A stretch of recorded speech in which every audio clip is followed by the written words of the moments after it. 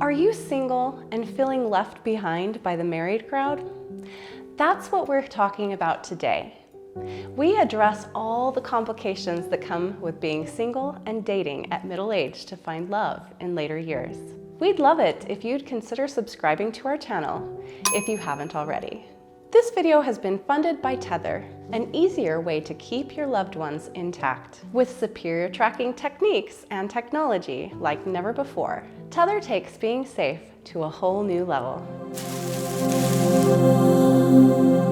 Many of us feel left behind by those with marriages and intact families. However, how many of those marriages are truly happy and the kind you would envy if you knew the truth? If close to 50% end in divorce and another 50% of those that don't are not as happy as they had hoped to be, one is left to wonder at times why people even choose marriage. Or why they're sad if they're not married. Right. Many people choose marriage because even with the problems, a loving marriage is the happiest way to live, if you can achieve it. The question is not so much, how can I get married, but how can I marry someone who I can work with to achieve happiness in a relationship? If you have thoughts about how to create a more intentional marriage with a new partner, we would love to hear from you in the comments on this video. Absolutely. We'd love to get discussion going on not just how to get married, but how to marry someone we can truly work with to achieve happiness. We beat the odds stacked against us by being very intentional about how we govern our relationships. If we believe that love is simply there or it's not, and we have no control, we won't seize the power we have to create something better and more deliberate. What do you do to be deliberate about your love relationships? We'd love to hear about that in the comments. Absolutely. While we might feel impatient to receive the full blessings of the gospel through marriage, there is much we can do as we wait on the Lord's timetable. We can prepare for a more intentional relationship by reading good books, journaling, and practice living intentionally. We can practice exercising real love toward our friends and our dating partners by loving without expectation of something in return. What ideas do you have about exercising divine love without expectation of something in return? What ideas do you have to create a relationship that is not transactional, but based on connection and intimacy and being real with each other? Divorce statistics in our culture demonstrate that we do not come preloaded with the knowledge to create a happy relationship. It is something we either see modeled in our families of origin or which we create intentionally later on.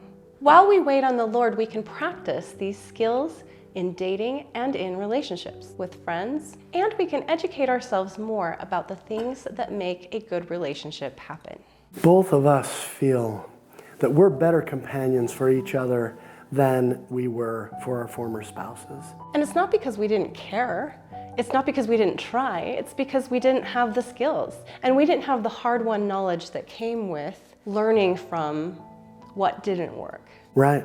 Divorcees may be tempted to believe that they are inept at relationships and doomed to failure. But with some brave awareness and willingness to learn how to show up better in relationships, your future marriage has the potential to be amazing, like ours. And I told Jeff when we started dating, I didn't want to get married or even be in a committed relationship unless it was going to be awesome. And of course, I interpreted that to mean that she didn't think I was awesome enough, which was not what she was saying at all. Did you really? But those are the stories we tell ourselves. I didn't know you did that. That's true. Oh, that's not what I meant. I know. I know that now. I just meant I was being really picky, and now you get to feel very special. I do. As advanced certified life coaches, we can support you in your personal development journey, and even with premarital coaching if you are engaged. Getting remarried comes with a special set of challenges that we've learned how to navigate and help others to navigate. It just takes a little time, patience, intentional effort, learned skill, and collaborative agreements between companions on how to conduct the relationship in a way that honors both partners. And I love that we've had the opportunity to get really intentional about our marriage, Jeff. And for anyone out there who would like a good premarital coach, come to this guy because he's really good. I enjoy it. I enjoy helping couples come together in a healthy way. So friends, don't lose heart.